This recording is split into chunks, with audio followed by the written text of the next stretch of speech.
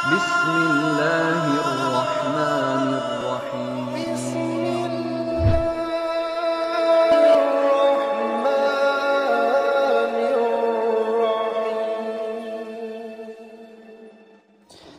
Assalamualaikum warahmatullahi wabarakatuh.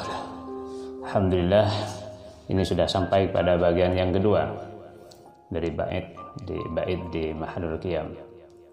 Mislahu husnik mara'aina qattu ya wajah surur. Yang seperti keindahanmu, orang yang tampan sepertimu, orang yang manis sepertimu, orang yang baik sepertimu, belum pernah kami melihat. Wahai pemilik wajah yang sumringah, yang berseri-seri, yang membahagiakan setiap orang yang melihatnya. Itu kira-kira. Baik, bismillahirrahmanirrahim. Ini adalah bait kedua yang akan saya jelaskan. Jadi di bait ini digambarkan betapa Rasulullah adalah orang yang sangat baik. Di sini bisa diartikan bahwa baiknya Rasulullah bisa dua, yaitu secara fisik, baik secara rohani. Secara fisik memang Rasul digambarkan adalah orang yang tampan.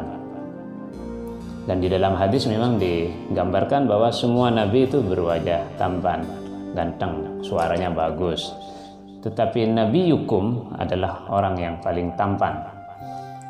Bahwa Nabi kita adalah orang yang paling tampan. Beberapa sahabat memang berusaha untuk menggambarkan ketampanan ini, ketampanan Rasulullah SAW, walaupun secara pasti mereka tidak pernah menatap wajah Rasul karena haibah yang ditampilkan oleh Rasul. Tapi gambaran-gambaran ini menunjukkan bahwa Rasul adalah secara penciptaan, secara khalqun itu memang bagus. Misalnya kita lihat riwayat dari Imam Bukhari dan Muslim bahwa beliau adalah kana Rasulullah SAW ahsanan nasi wajahan. Rasulullah adalah orang yang paling bagus wajahnya. Dalam riwayat Imam Tirmidzi dari Abu Hurairah menggambarkan ka'anna syamsah tajri fi wajhihi, seakan-akan ada mentari mengalir di wajah Rasulullah sallallahu alaihi wasallam. Ketika seorang sahabat perempuan diminta untuk menggambarkan Rasul oleh orang yang mungkin tidak meneliti Rasul, syifirana Rasulullah sallallahu alaihi wasallam, maka beliau menjawab, ya bunayyah, ini putranya yang bertanya, ya bunayyah, law ra'aitahu la ra'aita syamsah tali'atan. Anakku, jika engkau melihat beliau Rasulullah sallallahu alaihi wasallam, maka engkau akan melihat mentari yang sedang terbit. Sayyidina Abu Bakar As-Siddiq, Ka'ab bin Malik juga menggambarkan kana wajhu Rasulillah sallallahu alaihi wasallam ka'annahu daratu qamarin.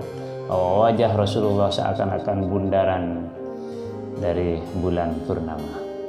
Sebagai seorang istri, Siti Aisyah juga pernah menggambarkan Rasulullah sallallahu alaihi wasallam, idza sarrah tabruk asariru wajhihi ka'annahu qit'atu qamarin. Ketika Rasul sedang bahagia, maka garis-garis wajahnya, garis-garis ketampanan wajahnya itu bercahaya seakan-akan pecahan dari bulan purnama.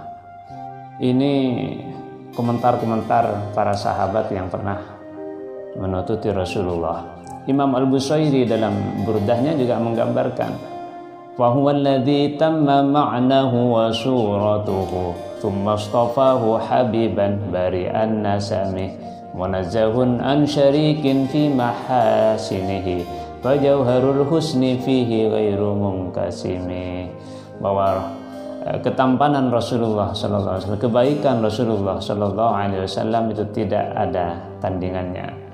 Maka seakan-akan mutiara ketampanan berada di Rasul, yang ada pada Rasul itu tidak pernah dibagi kepada orang lain, tidak terbagikan kepada orang lain.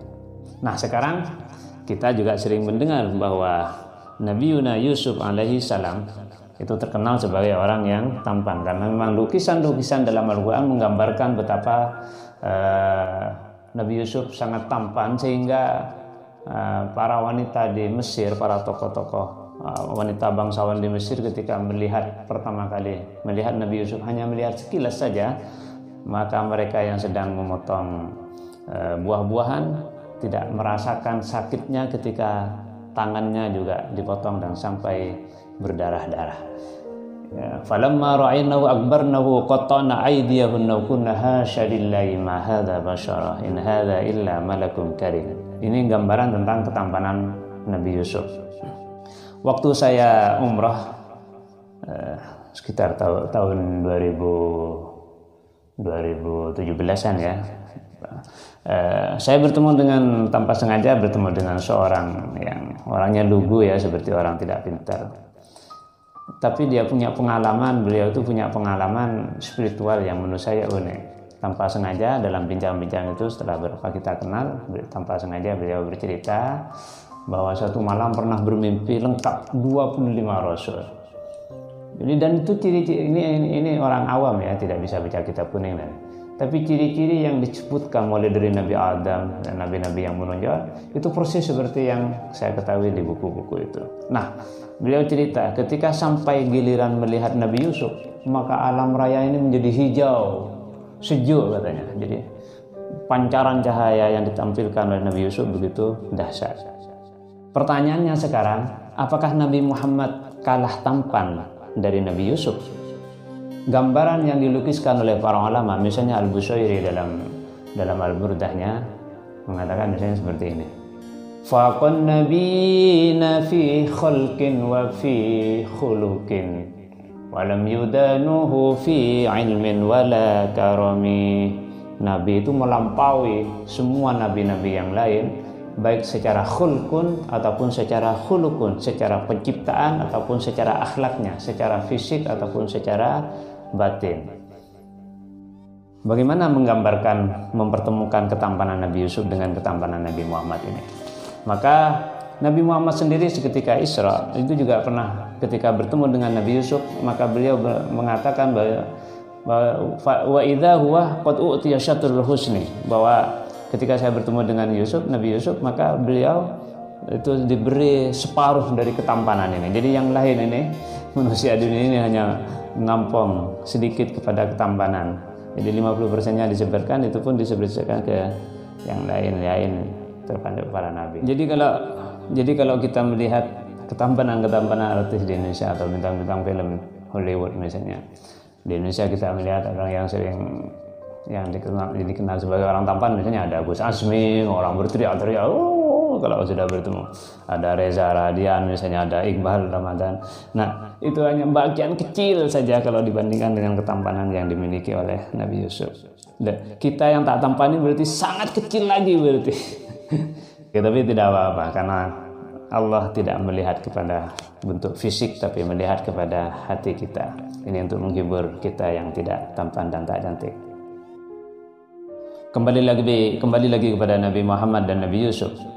Maka Sayyid Alawi Al-Maliki dalam kitab Muhammad Al-Insanul Kamil menjelaskan tentang hal ketampanan ini, bahwa sabata annahu sallallahu alaihi wasallam qad utiyal husna kullahu walakin hadzal jamal an-nabawi, itu dilingkupi oleh dua hal, bahwa Nabi Muhammad itu pada hakikatnya memang diberi ketampanan semua kebaikan, dan ini tapi beliau diliputi oleh dua hal yang sangat agung, yaitu al-haibah al-jalaliyah yang pertama, yang kedua an-nuruh ad-diya'i. Karena ada haibah al-jalaliyah ini, karisma yang begitu agung ini, maka sahabat-sahabat tidak ada yang berani menatap Rasul. Ketika berhadapan dengan Rasul, mereka semuanya menunduk. Kalaupun memandang, maka itu sekilas dan itu pun mencuri-curi ya, jadi tidak langsung menatap. Kan yang dimaksud dengan an-nuroniyah, maka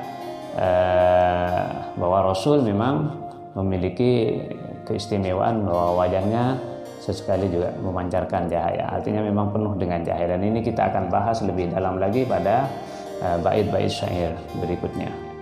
Misla husnik ma ra'ayna qattu ya wajah syururi belum pernah aku melihat orang yang setampan engkau, yang sebaik engkau, yang seindah engkau, wahai yang memiliki wajah berseri-seri. Jadi wajah surur, maka orang yang melihat Rasul, baik itu sekilas ataupun baik itu nyata, yakzah atau nauman secara mimpi, maka dia akan merasakan kebahagiaan. Pasti akan merasakan kebahagiaan yang luar biasa yang belum pernah ia rasakan sebelumnya. Baik kebahagiaan secara material ataupun secara fisik ya, secara biologis, atau kebahagiaan secara spiritual, dan lebih-lebih memang kebahagiaan secara spiritual. Artinya ini bagi orang yang beriman. Kalau tidak beriman ya tidak percaya kepada kenabian Rasul, bahkan angkuh sombong dengan kenabian Rasul, maka melihat Rasul tidak ada getaran apa-apa, bahkan ada dendam. Abu Jahal sering melihat Rasul ketika masih saat Abu Jahal yang kafir itu ya, jadi tidak ada hikmah apa-apa ketika melihat dan menyaksikan ketampanan Rasul ini. Maka ketampanan ini akan terasa semakin bermakna bagi kita yang mempunyai keimanan dan kepercayaan, mahabbah, rindu, syauq kepada Rasul Sallallahu Alaihi Wasallam.